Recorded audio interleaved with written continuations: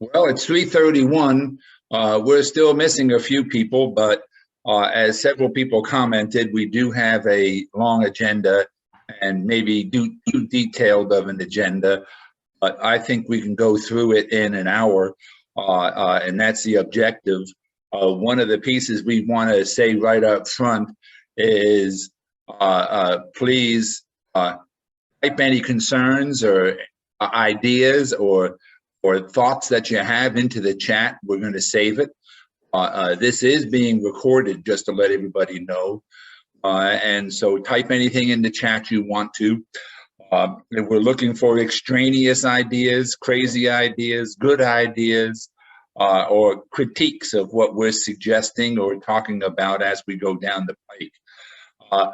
We have a guest who is here for the first time, Jason from Behringer Crawford, who is curator of the entire museum. And so welcome, Jason. What we're going to do is just run through a quick introduction, and would be you're more than welcome to say who you are and anything else pithy that you want to go quickly. And we're going to start over here with Mr. Bob Hill. Who are you, Bob, and why are you here? Bob Hill, retired Courier Journal columnist, 33 years of no work whatsoever. I'm here mostly because I love the concept. I've been to Harlan's place and I just love being up there. And the good news most recently is I just had a visit with the Courier Journal's editorial head, the new woman, and she's very eager to have me write something about all this once we get something decent enough package, that we can know what we're doing. But so I'm pretty well covered as far as getting the word out for the Courier Journal, which is a good thing. Canada. You're on mute, Bob. I'm Bob got me now? Yeah. I'm Bob Canada. I live in Madison. We live second house away from the bridge next to Riverboat Inn. Just like all of you, we've appreciated Harlan and Anna our whole life. Great respect and admiration. Have a few of his paintings. Went over there to help whenever he would allow us to do that and give us permission. We'd love to do that. And he stayed with us the last 6 weeks of his life and passed away in our house. And we thought that that was just a fabulous privilege to be with him that last 6 weeks. A few is an understatement, but a beautiful home. Jessica Whitehead. Hi, everyone. I'm Jessica Whitehead. I know most of you, but I have been involved with the Hubbard since my time at Hanover College, and I've been involved with several exhibits and publications and all kinds of things to do with Harlan and his legacy. And most recently, I'm writing the new biography on Harlan. So that's why I'm here, because I'm all about Harlan all the time. John. Hi, I'm John Nation. I'm a photographer and have been on the Ohio River for a long time paddling, and have known about Anna and Harlan and been to Payne Hollow a few times, and I'm glad to be involved with this and hope we can do something with it. The other John. John Fettig. I'm in Omaha, hello, from out west. I'm a native Kentuckian, attended Hanover College, worked at Hanover College. At that time, in the mid-70s, our family became friends with the Hubbards. And I continue to be interested and trying to be as helpful as I can to support whatever is happening out there with the legacy of the Hubbards, which is in a variety of ways. And discovering you guys was one of the happy things in my life lately. So I'm pleased to be part of this group. John Begley, three Johns. I'm John Begley. I'm a retired University of Louisville art professor and gallery director, and a big fan of Harlan and Anna, and working to with the group to see if we can't preserve what I think is a very important legacy. Francis. Francis Manone, and I'm helping with the Ohio River Way project. And I live in Cincinnati in Wyoming, Ohio. But got the opportunity to see Payne Hollow during one of the trips, I guess, yeah, from the water, and then actually visit it again later. I thought it was fantastic. My family's super involved in the legacy, not the legacy, but as Cincinnatians were thought very fondly of the Hubbards. They no relation, no knowledge of them other than their infamousy. So happy to help. I'm going to go on mobile, so you won't see me. You might hear me if necessary. Okay, Gordon Garner.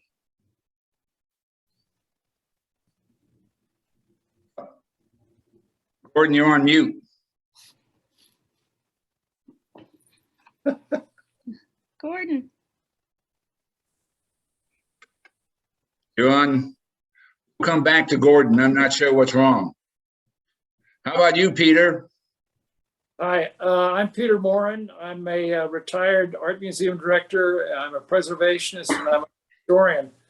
And I'm a part of this effort because I believe in, because I'm a preservationist and an art historian, and because I believe in the relevance of Harlan Hubbard and Anna Hubbard's forewarning of our environmental collapse.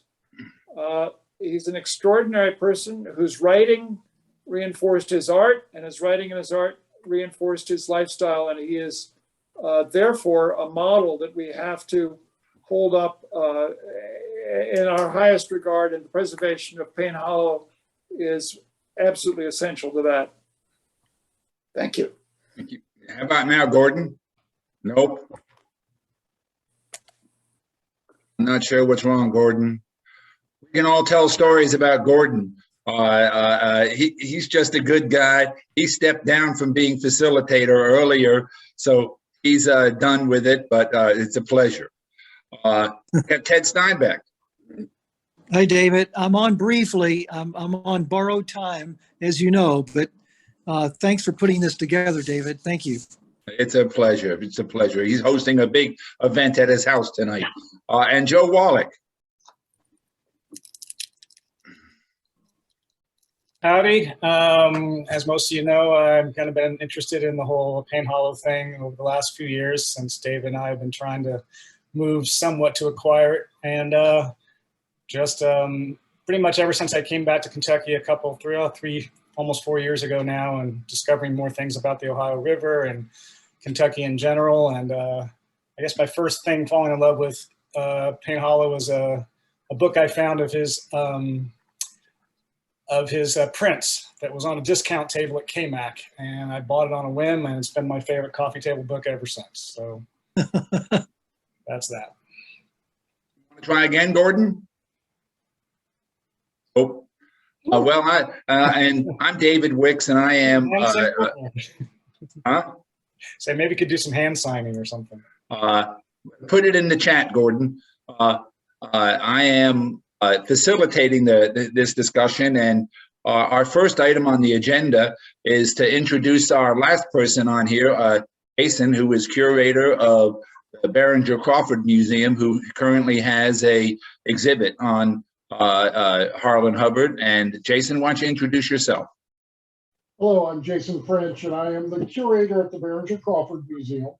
We have a large collection of Hubbard art and other archive material, and we're big fans here. Currently, we have almost all of our paintings on display in 3 gallery spaces and a bit of a hallway foyer entrance into the gallery spaces.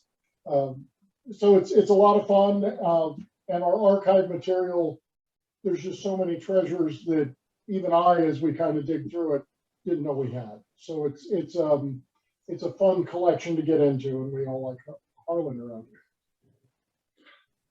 And quickly, he has offered to think about having one of our meetings maybe in person up there in the gallery and have a conversation, and at the same time plot and plan on how we can move forward.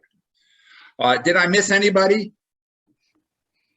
Well, we have a nice crowd, and we do have a big agenda. Just to run through it, you're more than welcome to interrupt at any time if you want more clarification, but we're going to try to go pretty quickly.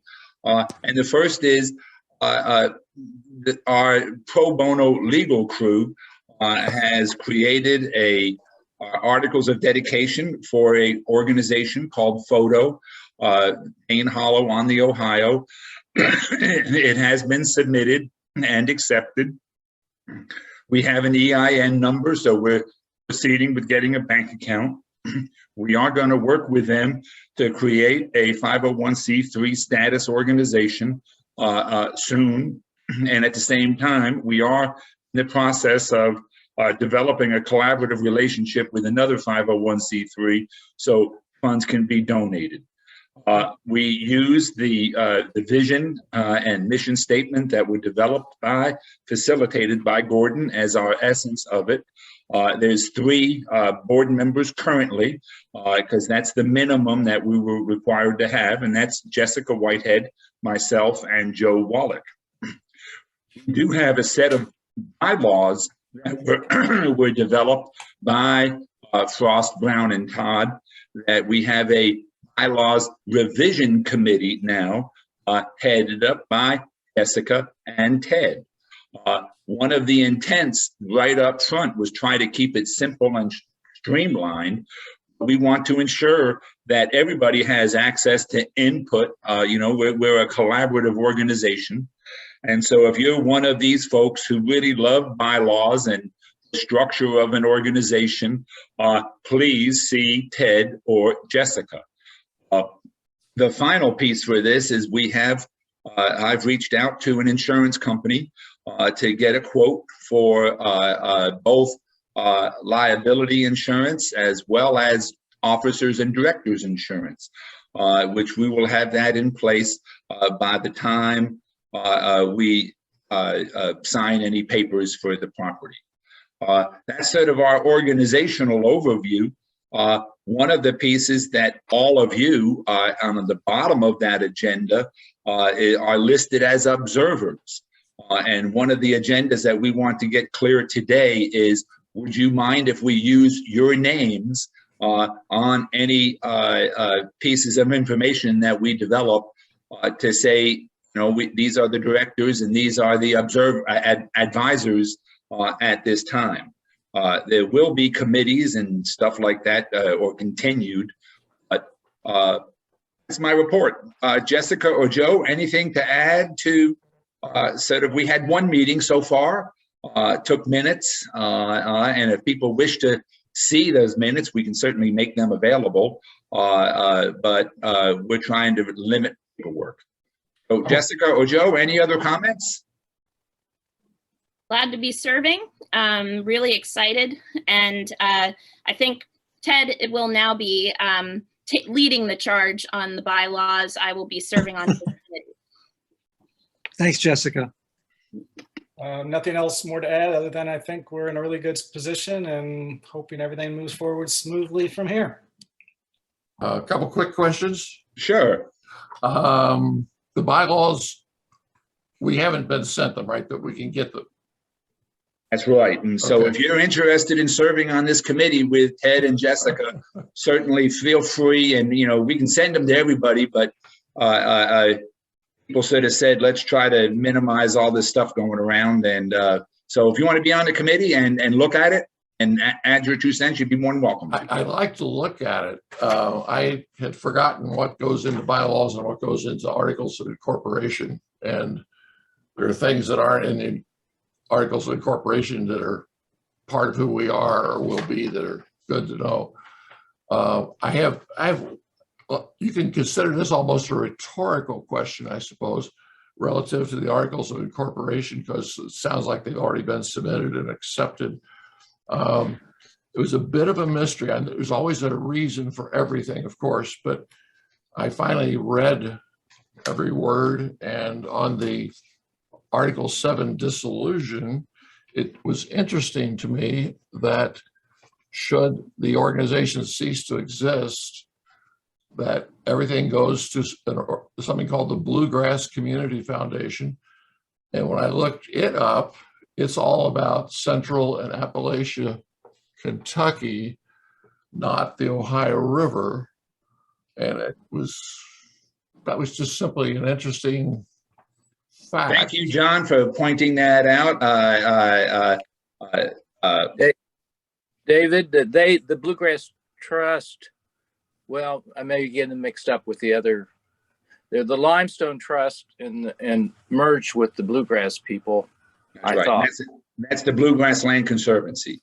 Okay, so that's a different group. Sorry. John, that's an anomaly that will need to be fixed. Okay. It would be nice if it were something along the river, I would think. I think you're 100% appropriate. I think that's, we'll make note of that and make sure we get that changed. Thanks. Any other observations or questions or thoughts? And so we're on, we have a series of committees that were established earlier. Before we get really into that, there's two things that we want to sort of highlight, and this thank Gordon for his facilitation early on of developing the vision and our initial guidelines, and that job is done. And so we had a nice conversation the other day, and so Gordon is available for being a facilitator or discussion leader for any group that wants it, and he might take a role down the road in thinking about the long-term future of it. But we just wanted to acknowledge your leadership, Gordon, and that. Okay. Thank you. And my intro would have just mentioned that my first exposure to the Hubbards seriously was back in the 70s when my wife and I went back to the land. The Hubbards were an inspiration to us. We were way deep into self-sufficiency, raising our own food, et cetera, et cetera. So the Hubbards were definitely an inspiration for us. Still are. Thank you, Gordon. And at this time, I also want to acknowledge the work of Francis Manone in getting Frost, Brown, and Todd, which I will write a nice thank you note to.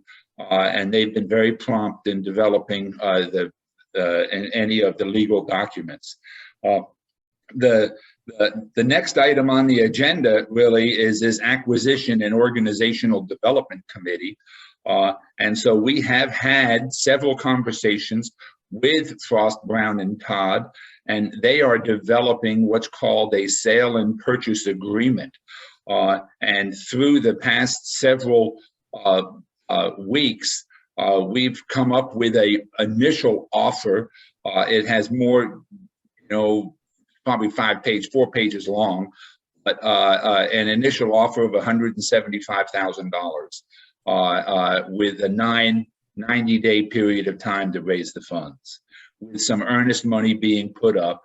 And during that time, we would have site control and be able to do any assessment work and any other of the visitation needs that we would have. That has not been developed yet. It's still in legal review, and it's also being reviewed by a potential insurance agent to look at insurance while we're on the property. Hopefully by Friday, we'll have a document that we can, at least as of now, the board will review. Excuse me, let me get this turned.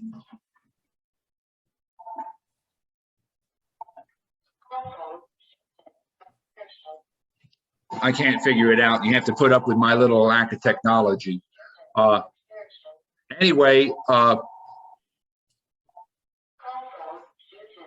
Pearson, yeah. It's David's bookie, Colin? Yeah, it's my bookie. It's my neighbor who is a retired person who I take care of. Just a wonderful woman. And why don't we just say happy birthday to Jessica while we wait? Anyway, we have a this agreement. And if people want to see it, we prefer to keep it quiet right now. And it's going to go to Paul and to Jace, to Britton, and we'll give them 2 weeks of time for them to consider it. And hopefully, we said as soon as possible, we have the earnest money in hand, or I have it in hand, and we're set to go. So any questions, Joe or Jessica, any comments? We have had talk to Paul, we've talked to Britton, and Britton would like to expedite this as fast as possible. He believes we are the best entity in town to go forward to continue the mission of the continuation of the legacy of Harlan Hubbard, as well as the protection of the land. So we're comfortable, but we just want to go fast. Jessica or Joe, anything else to add? Yeah, I would just note that the $175,000 was arrived at based on two different assessments we had of the property done, both of which were cautioning us not to overpay for what could be considered in many respects a liability in some ways because of the condition of some of the buildings and property and trails. So this was arrived at, this figure was arrived at as keeping that in mind while also wanting to honor the historic nature of the property. Are they aware of that figure, the 175? Is that something they know about yet, or? It was mentioned on the call. Okay. And there were no, he said, please put it in writing and get it to us so we can respond. And so there will be a period of negotiation, I imagine.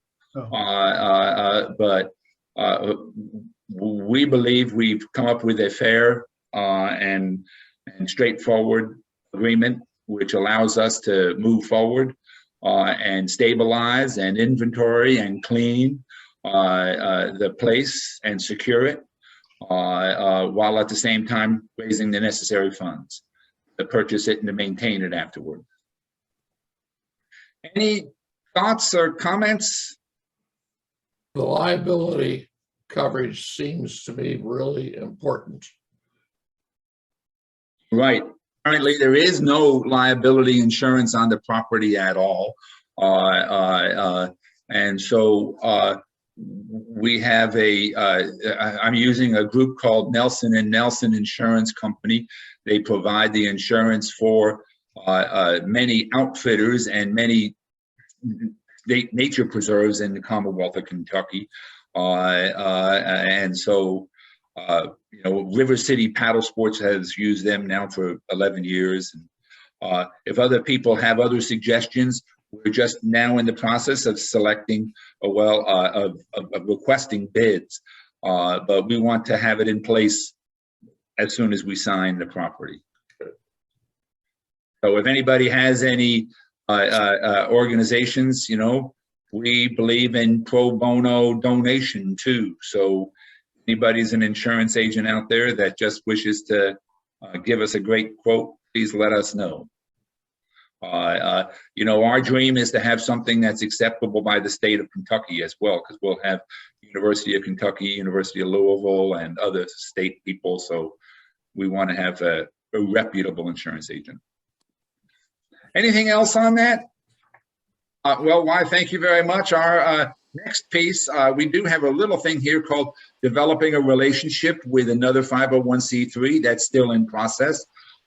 We are going to seek 501c3 status for photo, as I said earlier, and it has not been worked out yet for another organization to partner with us. So that's just a thing in process. Jessica has this site visit survey, and you want to share your screen, Jessica, and talk through your piece there? Yep. I'm going to go through this real fast, which is why I sent it to you, so that you can observe it at your own pace. Can everybody see my screen? Yep. Okay, great. So this just has some photos in here. You guys have already, I believe, been circulated photos that Joe took, but I have some artifact specific photos in there. But I just wanted to give a quick report as I'll be heading up the survey and artifact stabilization and inventory committee. Just give a quick report of the visit we took and some of the next steps we have coming. So in terms of the purpose of the visit we took a couple weeks ago, we were really looking for any major structural issues we saw with the buildings and any safety concerns we had with the trails. And of course, those of you who came on the trip or have recently been to Payne Hollow are aware of the significant safety issues there. We weren't seeing any immediate major structural problems, but I'll get to what we want to do to make sure that we're aware of everything there. In that, our second purpose was to look for any easily accessible Hubbard artifacts, just to get a general idea of the kind of condition of those items. So next steps we'll be taking to work with that first piece of the safety and stability of the property. I need to round up volunteers for the survey committee. So if you want to participate in this committee, please let me know. Feel free to drop it in the chat or you can send me an email. But I am looking for folks to help me out with these next steps that I'll be describing here. And once we have our volunteers, I want to schedule a meeting of the survey committee so that we can talk about a few initial steps. That first one is initiating a HAB survey, Historical American Building Survey. And we have some contacts that we have in place to get that going. But that's something we need to discuss and get rolling. So it's ready to go out the gate when we have hopefully secured the property. We also need to find a contractor or contractors to make some bids on immediate safe and dry repairs to the buildings. And David has already been in contact with Ray Kleinhelter, who has already agreed to do one of these bids for us. But if there's anybody else you think of who might be good to do a bid on this, that would be very helpful. And then discuss the possibility of initiating a wildlife survey as well. I know that's something that is near and dear to many of our hearts, to make this a haven for the natural world and natural wildlife, as well as keeping the legacy of the Hubbards ongoing. Now, next steps for number 2, which is artifact related, is that once we have our survey committee in place, we need to schedule another visit to Payne Hollow, hopefully again after we've executed a purchase and sale agreement. And on that visit, we need to do some, we did a little bit of this on the visit we made a couple weeks ago, but we really need to do a more organized and thorough identification and documentation of all the different kinds of artifacts and features that are there on the property. And the first kinds of artifacts I'm looking to try and document are things that are in situ, that aren't necessarily going to ever leave the property, that you know, are perhaps completely site specific. So we have the grave site, which is shown here. We have any vessels or tools. There are multiple boats and some finished, some half finished, and lots of tools that need to be sorted, assessed whether they were original to the Hubbards, whether we have no idea whether they were original to the Hubbards, whether they were Paul's, and hopefully we may be able to get Paul involved in some of this process as well. Documenting some of the innovations, like those special door counterweights when you open the door, those nice counterweights, the cold frame, the water storage. Furniture, any unique functional features like the Great Murphy bed and the cook stoves. And then any not necessarily Hubbardian, but also historical landscape features like the old root cellar, which Hubbard writes about in Payne Hollow but did not build. And then in terms of interior spaces or things that could potentially eventually be moved from the property if they needed to be, we need to formulate a game plan for the cleanup and organization of the interior spaces. So you can see in this photo, and those of you who visited, things are not in great shape on the interiors. It's quite a mess. There are lots of pest problems, lots of garbage. So there's a lot of work that has to be done for cleaning and organizing before any sort of documentation of artifacts can even really begin in earnest. We also need to formulate, if we do get to buy this property and we execute this purchase and sale agreement, talk about our game plan for the disposal of all of this refuse or recycling of all of this refuse that's there on the property, since this is going to be a little bit of a chore because of the accessibility issues to the property. And we'll also need to formulate a game plan for the on-site storage of good condition artifacts and the potential off-site storage of poor condition artifacts. So defining what qualifies as good condition and what qualifies as poor condition that might need restoration and or stabilization. And these are just some images of some of the items that are there that were of great interest to me. I think are examples of why these kinds of steps are necessary and why this documentation is necessary. The first photo, these are letters and books that were sent to Harlan by his brother Frank's family. He was very close to his brother Frank, and his brother Frank's first son, also named Frank. So Frank the Third. Frank was a very, very famous harpsichord maker and wrote what was considered for a long time a definitive book on harpsichords and harpsichord maintenance. This is a copy that was given to Harlan by him, and these are letters pertaining to the death of his favorite brother, Frank. We also saw all of the sheet music that Harlan and Anna used to play together at Payne Hollow and presumably also on the shanty boat. And of course, his book collections. We have collections of tools, some of which will need to be sorted through, but we presume some of them are original to Harlan, some of them will also be Paul's, but there will need to be sorting and cataloging of those. We have lots of books. This is a volume of Shakespeare that belonged to Anna and Harlan Hubbard. And if you've ever read any of Harlan's journals or gone through any correspondence, you know how important their reading lists were to them, and Anna and Harlan, and their reading lists were an essential part of their relationship and the way they spent their time. There are also kind of mysterious but wonderful drawings in Harlan's own hand that are just shoved in drawers and cabinets everywhere. This is one I found. Maybe he was planning to make an instrument here or was just documenting one he liked.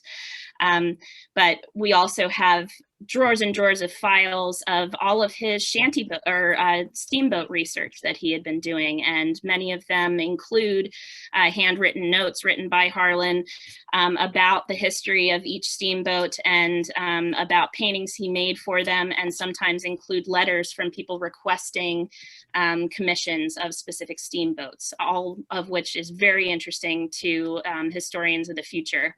And the reason that all of this is happening right now, why I'm pushing that we need to start this cataloging process is, of course, things like this that you're seeing here in this photo. This is severe rodent damage that's been done to a file about towboats that Harlan had compiled. We need to stop this from happening to anything further, and time is not on our side for that. So I'm going to stop sharing my screen. Does anybody have any questions about all of that? Yeah, do you have any funding for this yet? No. That's our next committee. Okay. So just the initial visit will just be documenting and making a to-do list, basically a punch list of what needs to be done once we have funding. Jessica? Yeah. You've probably thought of everything, but one of my questions has to do with the security of what is left there. I know you talk about on-site storage being ideal.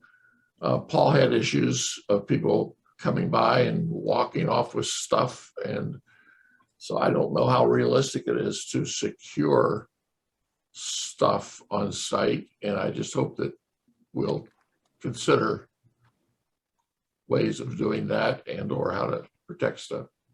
Yeah, I think something we'll need to consider is what we feel comfortable staying there. I think many of us would hope that at least archival materials and non-in situ artifacts would find a home in a museum collection eventually, because obviously it would not be ideal for them to stay at Payne Hollow, as that really would never be an ideal location to properly store anything of historical importance. But in the short term, I think things that could potentially be stored off-site,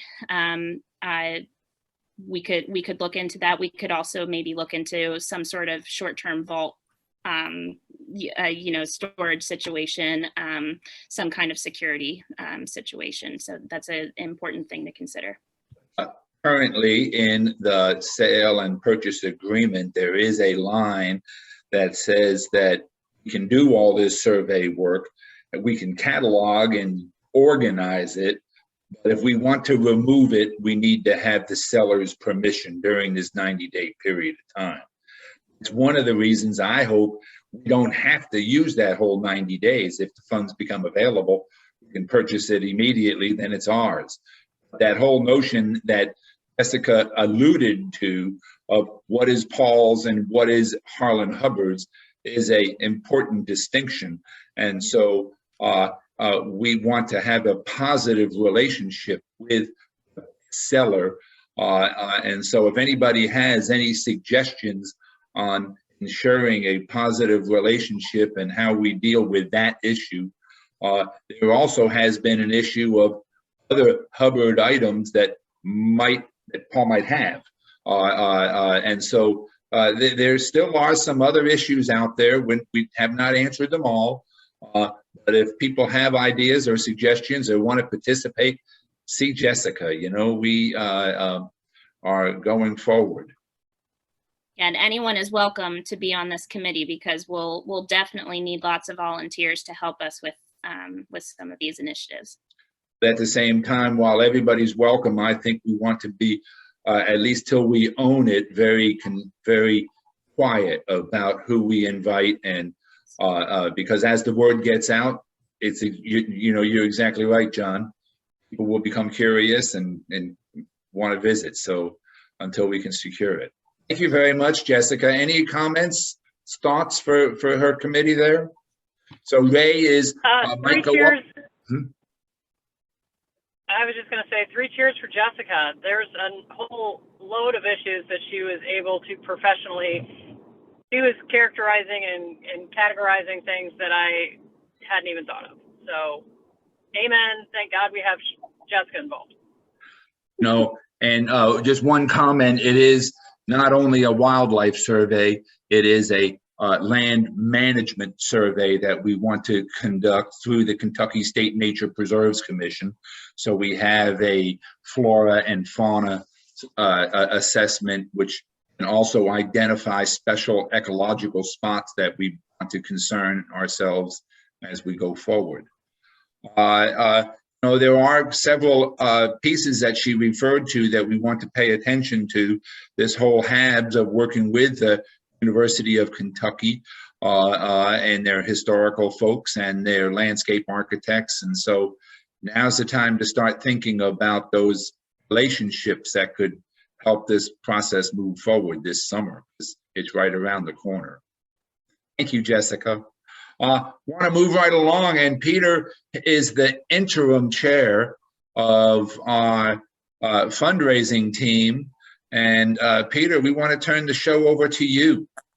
Yeah, Well, I sent out a talking points sheet entitled Payne Hollow Pitch, and it gives you some talking points. And at this point, we are still in the cultivation stage. We're all looking towards the 28th of July. That will be the event at Ted Steinbach's.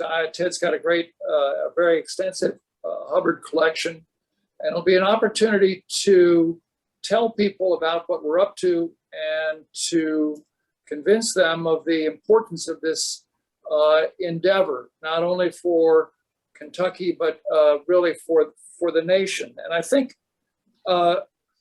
John Fettig can elaborate on this or correct me, because he's really a professional and I'm an amateur. But the biggest obstacle I think we have is ignorance about the Hubbards. So we have to really push hard on the relevance of the Hubbards. And to me, while I treasure Harlan Hubbard as a writer and as an artist and for his lifestyle, and each of those activities reinforces the other, I think that the role of Harlan Hubbard for warning us about environmental collapse is really likely to be the strongest fundraising argument we're going to make with many people for whom ignorance about the Hubbard literature or the Hubbard art or the Hubbard lifestyle might not be as strong as we would like.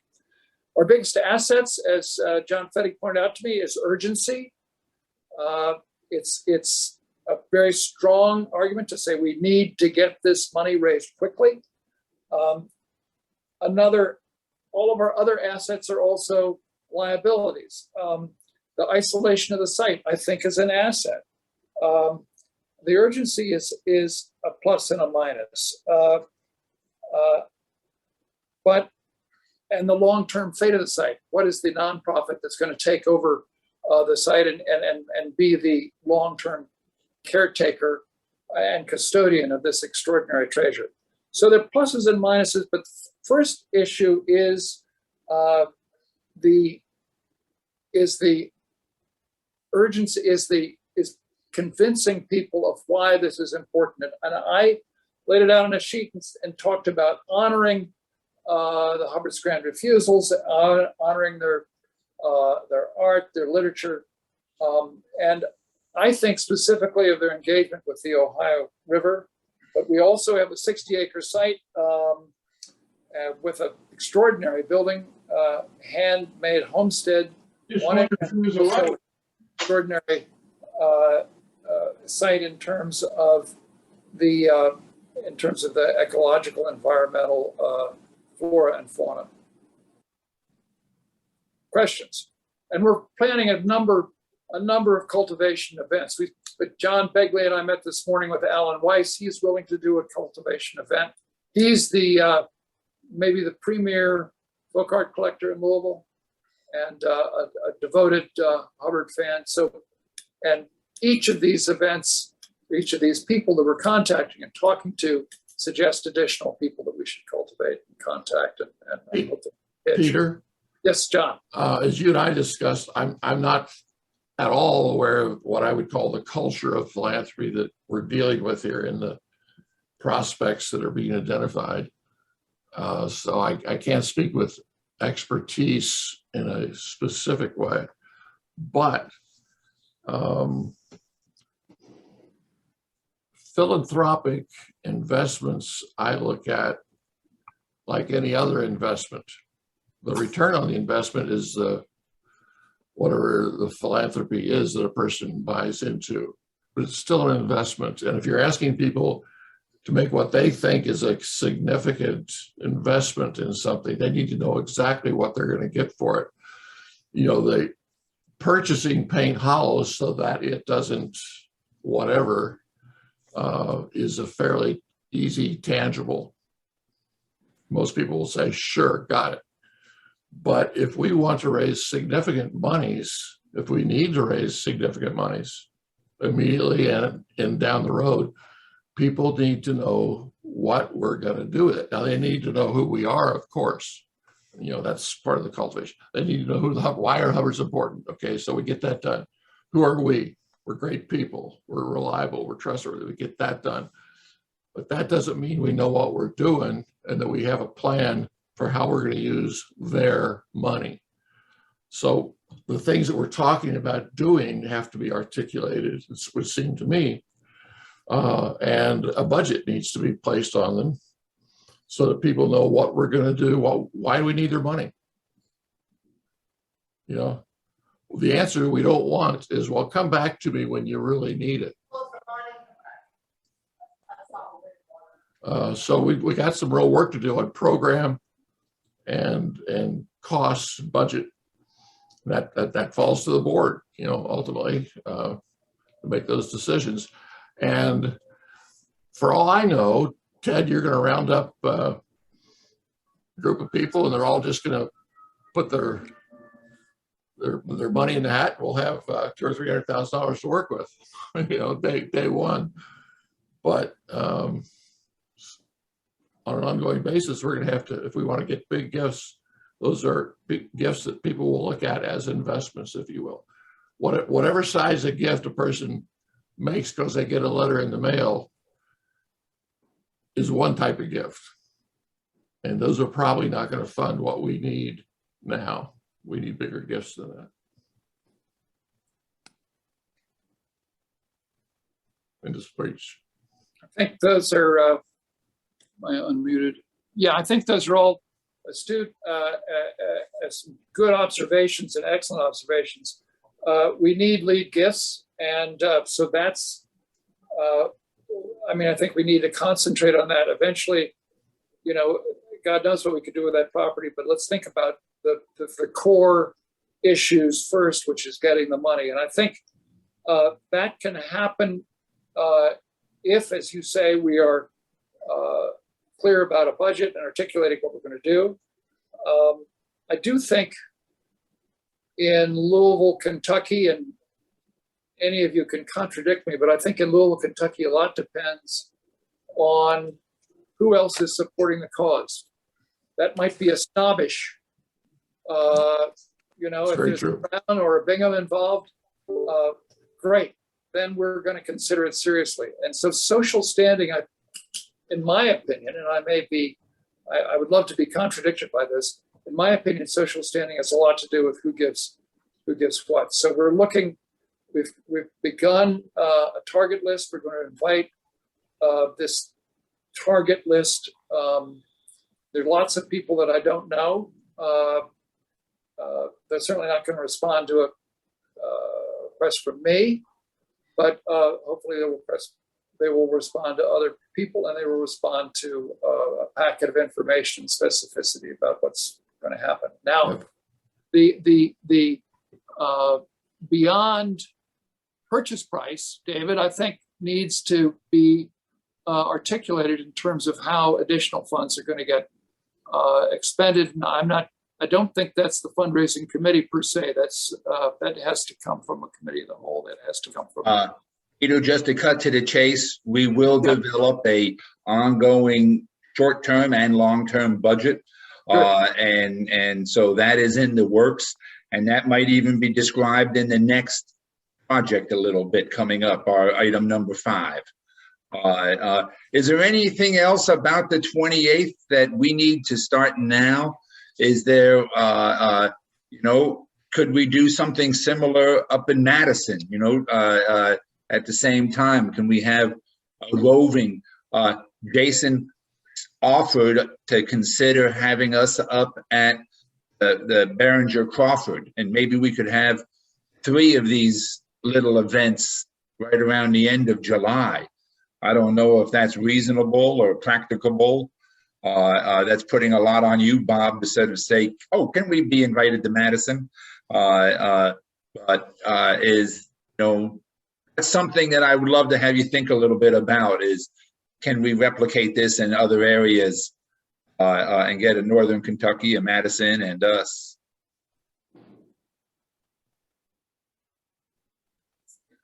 Gordon, you're on mute again. One other thing we may, Go ahead, Jessica. Okay. Can you hear me now? I've got my phone going for the sound. Gordon, One you're of- on mute. All right. Oh, you got it now. I can hear you. He's got it. He's got it. Hear him?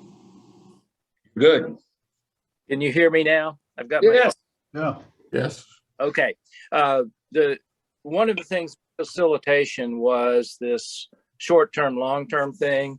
And I think, you know, taking what John Fettig said and what Peter said, that this initial group of ask, I think what they get that is special is that they become part of the visualization for the next phase.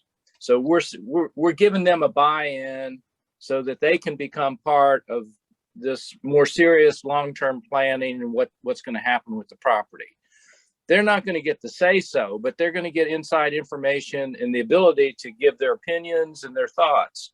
So, and I think that's worth something to some of these people, at least the ones that I know. I think that would be something that would appeal to them.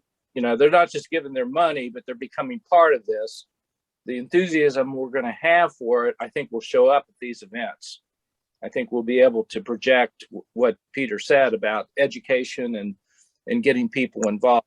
So I think if we can stick to the kind of two phase, this initial phase, we just need to get this and secure it. And then we're going to have a serious planning and development phase. And the people who are helping us secure it and save it are going to be included in that process in some way. They probably need to know what that way is if we're going to be saying that to them. That's and to cut to the chase, because we have only about 10 minutes left, what we wanted to really say is our first priority is to secure the property. And all of those other things are super important and we want to do them. But our first job is to secure the property so we don't have any more damage to the stuff done. But thank you, John, and please stay.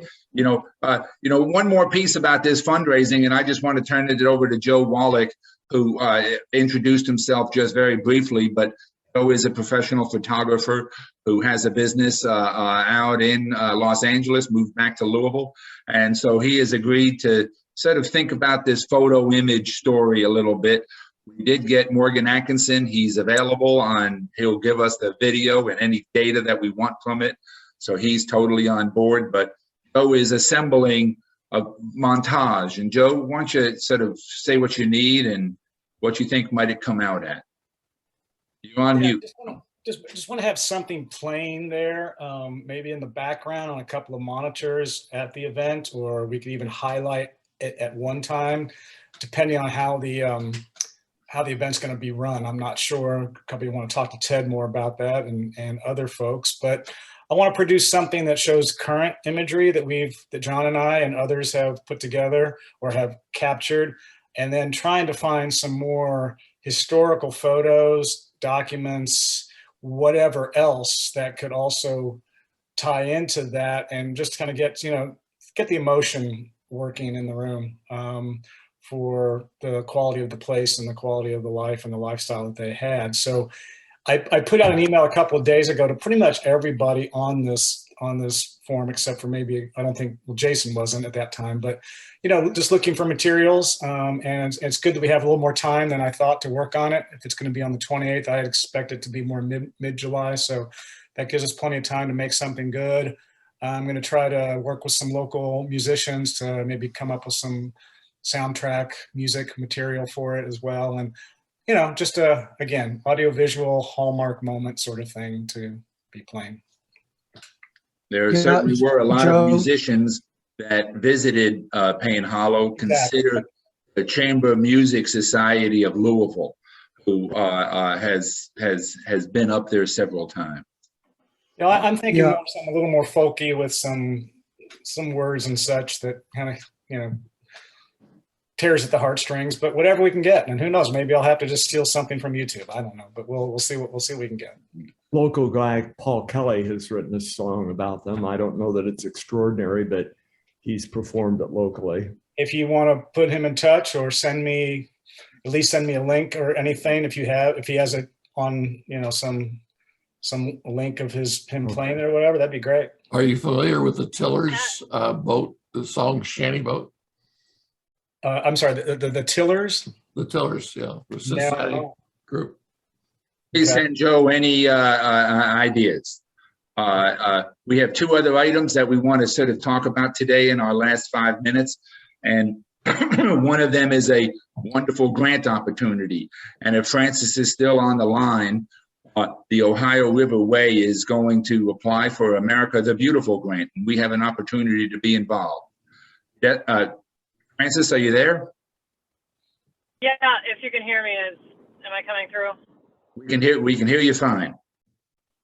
Okay, so the infrastructure dollars are flowing through a potential a new grant program that is being administered by the Department of Interior, and Defense and Ag are also in the same boat. But we're going after the Interior dollars, and it's being managed by the National Fish and Wildlife Fund. And so the Ohio River Way is creating a collection of Ohio River Way mission-aligned projects that could be included in the grant application that's due July 21st. I'm leading the charge with it, and we have, at this moment, 8 different projects in the 275-mile range of the Ohio River Way that could get included. Because of the interest in Payne Hollow, I threw Payne Hollow into the mix as well. I have it slated for, what is it, David? 500,000 or 400,000 for Payne Hollow? 500,000. I have it, yeah. So it's currently line itemed there as that. This is a super competitive nationwide grant application. There'll be another opportunities in subsequent years. We're trying to work the value of the regional ask so that it has more eyeballs on it, because it will impact not just Payne Hollow, but 275 miles of Ohio River Way communities. And so we're feeling good about it. I'm feeling good about it, but it's very competitive, and who knows whether or not we would get it. The Payne Hollow organization would be a sub-recipient to Orsenco. Orsenco is lead, we hope, is playing a lead agency role. And we have to have them as the main applicant. So more details to follow. The funds would arrive. They would like to make funding awards or decisions by the end of this calendar year. And so we would see resources for projects next year, and they want to see them deployed fairly quickly. A question about whether or not people should stop fundraising and wait for this grant to come through, and I would say definitely not. We have no idea if we're going to be successful, but we're going to give it a good go. Any questions? And as to what are we applying for with $500,000 for Payne Hollow? I would include the acquisition in that. I would include the future,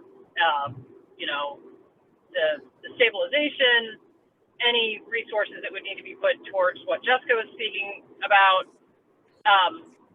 And so I hope we get it, but I think we've got to continue proceeding as though we won't, and be happy when we do.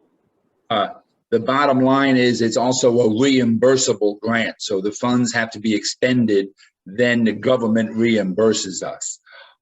And so we have a group that's working on this overall proposal, which we will share with everybody as it comes together a little bit more.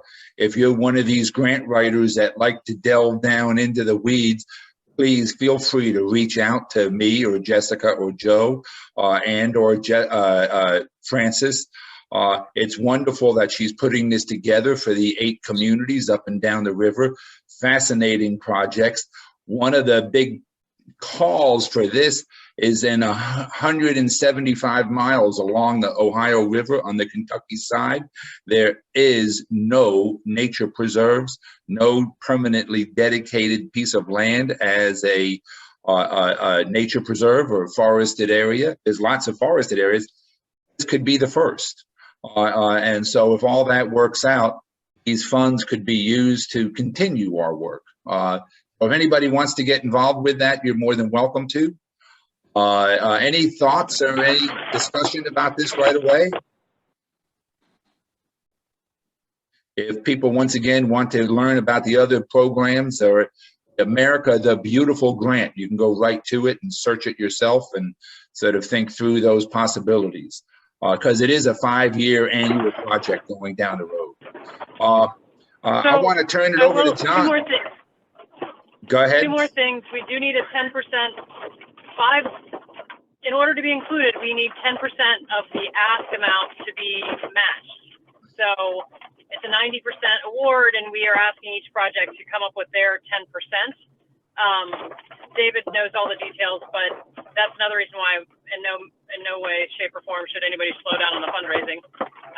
And then last thing on that is, David, we had to ask, in order to be included, because we've got a timeline on this, I asked for a project write-up, and so David has put together a sketch version that when he's ready to share, it's not, it's just internal to the application process, and then we're going to create a narrative that speaks to all 8 projects as a collective. But in doing so, I asked David to put together a scratch back of the napkin budget, and so that's just the initial stages of what could be used in the questions that were being asked previously on project budget for all of that, long-term, short-term. If people are interested, once again, you want to be involved in the weeds, let me know. One other thing, Joe mentioned collecting photos and that type of thing. How would you like to collect those? What do you have in mind? Can you talk about that just a moment? Yeah. I mean, just send to me directly via email, digital. It had to be mostly digitized media if possible. And if it's something that is physical and you have no way to photograph it well or scan it, then I can do so. I guess we can arrange a meeting. Or are you wanting preliminary, like take a picture with your cell phone and message it to you, or do you want to, kind of try to be a final what? Are you wanting to just see what's out there as a sketch, or? I guess so. Now I think about it, but I mean, if you can take a fairly decent photo of anything with your phone, I'm sure it'll work out fine. I mean, it's just going to be on a television monitor, so it's not going to be printed or anything. So they could work decently. And if there's something I think is really, really necessary to utilize and make a little better, we can figure something else out down the road. Okay. So feel free to get back, and Joe, if anybody has any questions.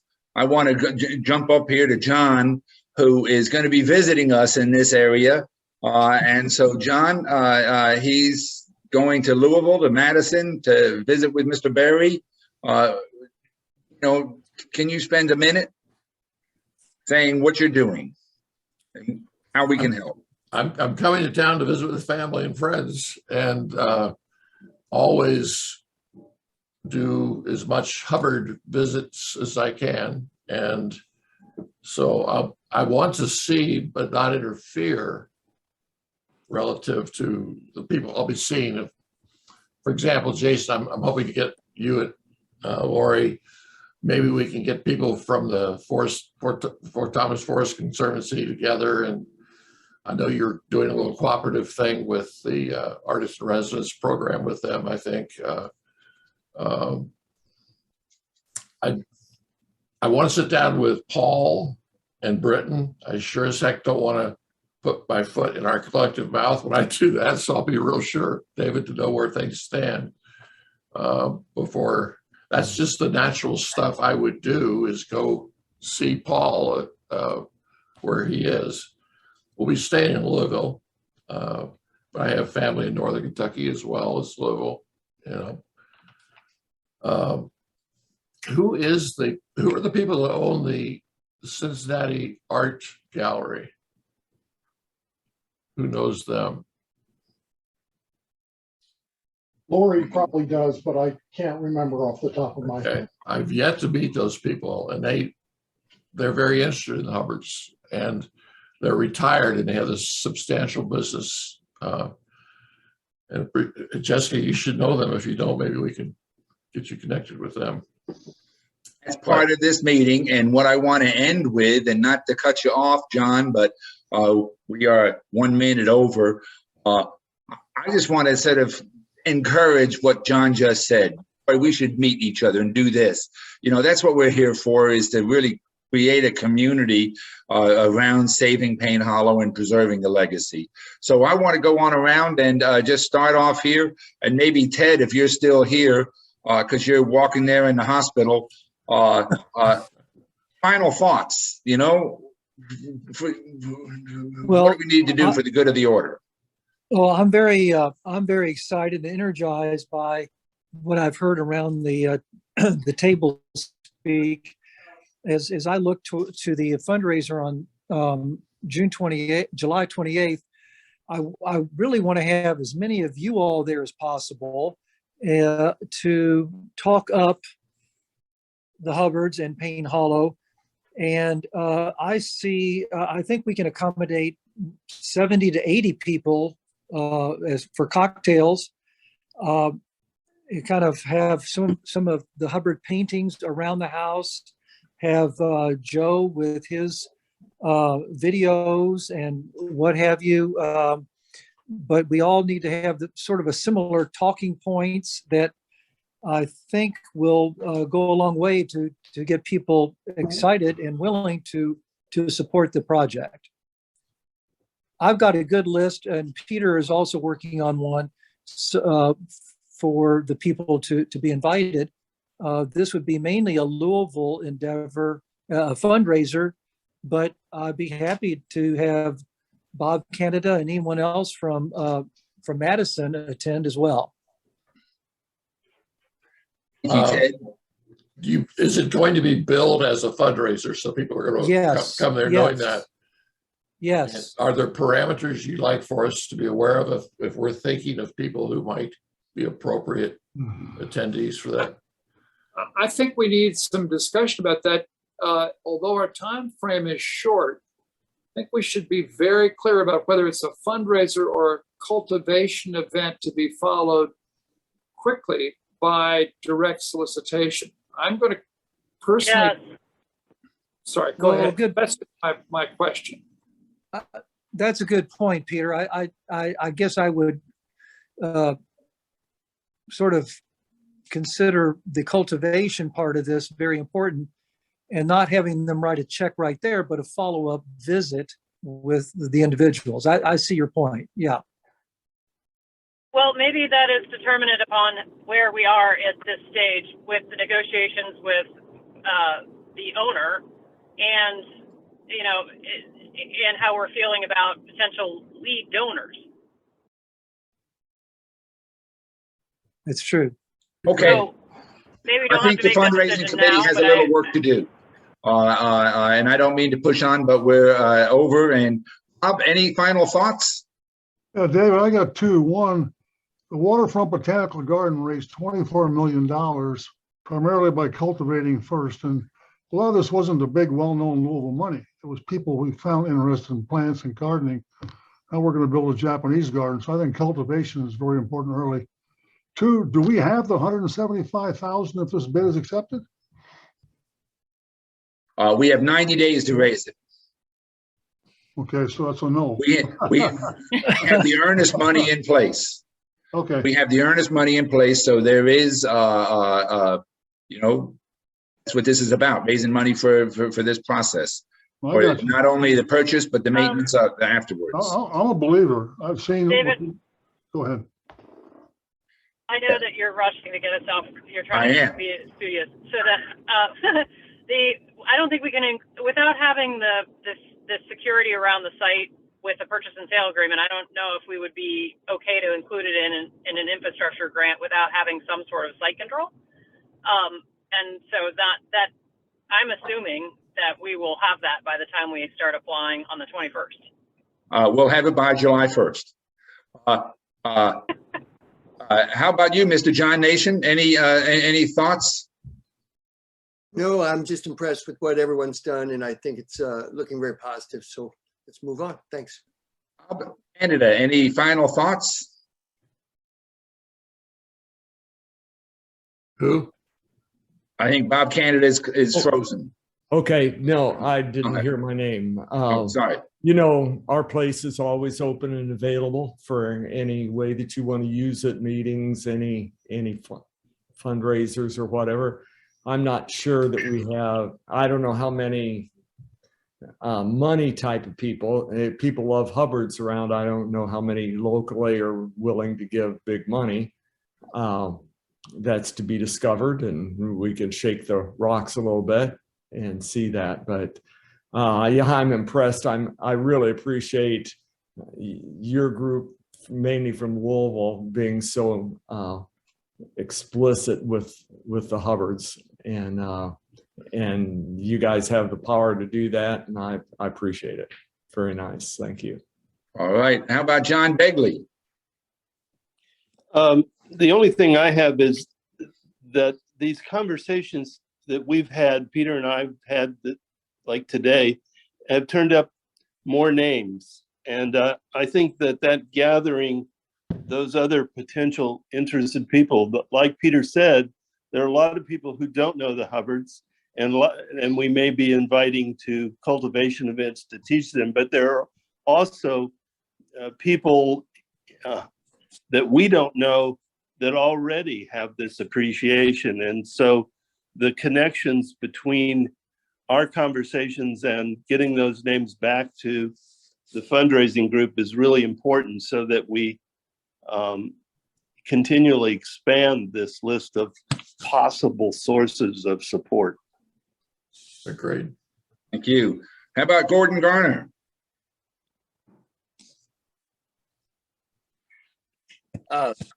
Can you hear? We're good. I've been very pleased to facilitate this group of folks, and how everybody has stepped up, and I think that's why it's going to be successful. And I have a very good feeling about how this is all going to work out, like Bob Hill. Yes. How about you, Peter Morin? Any final thoughts?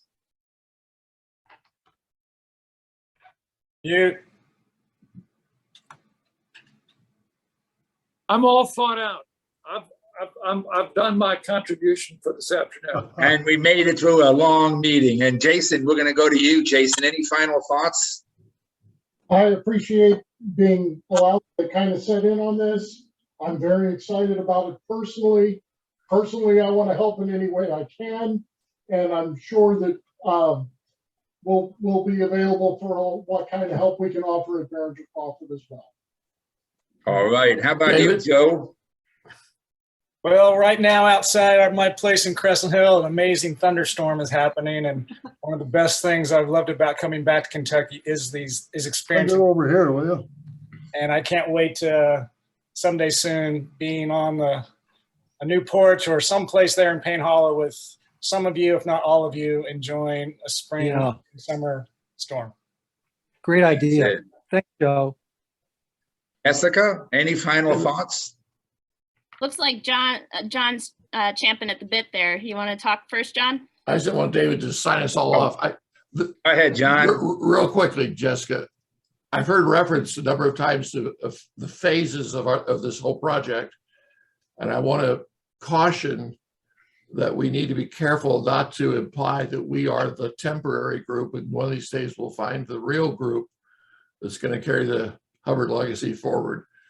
We're creating a 501c3 that's the entity, is, I think, that's what we're raising money for. That's what we're going to make things happen through. And we need not to be billing ourselves as some sort of a link to the real stuff coming down the road if we want people to invest now.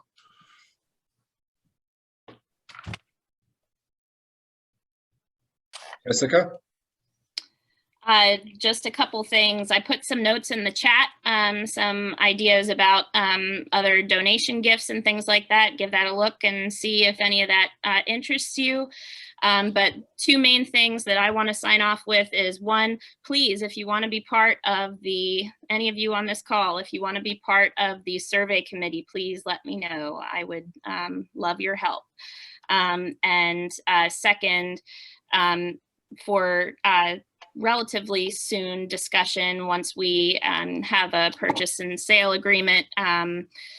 And we start rolling out our first couple fundraisers. When we're ready to go public with, we bought this property, we need to have a communications and marketing committee in place to set up social media channels, to centralize communication with donors, and to help with getting that word out. That's an important, kind of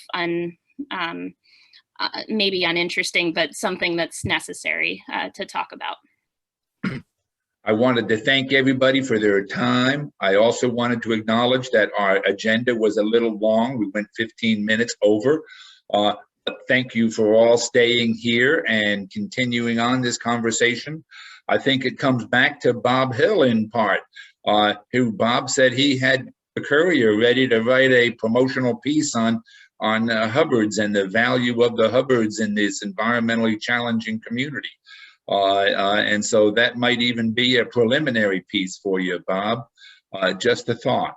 Well, once we know a little more, need to know a little more where we're at here, more definitive. But yes, it could be historical. And we also have plans on getting several of Jessica's books to use as thank yous and encouraging people to become more involved with it. If people want to be involved in sort of that, the granular level of bylaws, certainly see Ted and Jessica. We'd love to have that future. And most of all, and John Fittig, I really enjoy your long-term thinking. And so we value it tremendously. And hopefully as we go forward, we'll create this longer vision that is permanent, that you know, where we're going to go down the road. I think it's so important. Thank you for your time. Anything else? Is Jessica's book done? I'd like to read it. Jessica's book is available on Amazon for a purchase, Bob. Which book? Which book? Yeah, this is the watercolor book he's talking about. Yeah. So the watercolors. The biography. Book. Yeah, the biography is not done yet. I am actively writing it, and it's scheduled to be published in 2023. Oh, I meant the watercolors book that we're going to get multiple copies of. And okay. So. But certainly, once the biography is done, that can be used as an incentive gift if you guys want it to be. Hopefully, it's good. It's a great book. It's a great book. Thank you all. Okay. Bye. Bye. Bye. Bye. Next time in person.